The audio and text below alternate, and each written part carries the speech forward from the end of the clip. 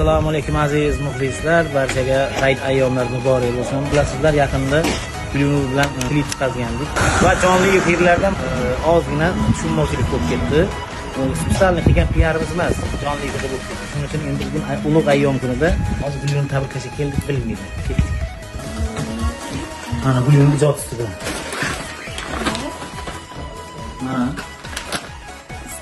Assalomu alaykum. Yaxshimisiz?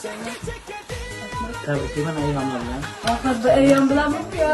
Yo'q, uzr bu ketdi. Ha, uzrlar bilan. Aziz muxlislar, jonli efirlarda tushunmovchilik bo'lib ketdi, ko'p tushunmovchilik. Lekin o'zlari aytsin. Endi kameradan keyin o'zim bilaman nima deyish sizga. Sabr bilan kirib o'tirmam dedi. Yana keyin hamma o'ylaydi, prank qilib aziz muxlislar, bizda hech qanaqangi nima yo'q, xabargarchilik yo'q.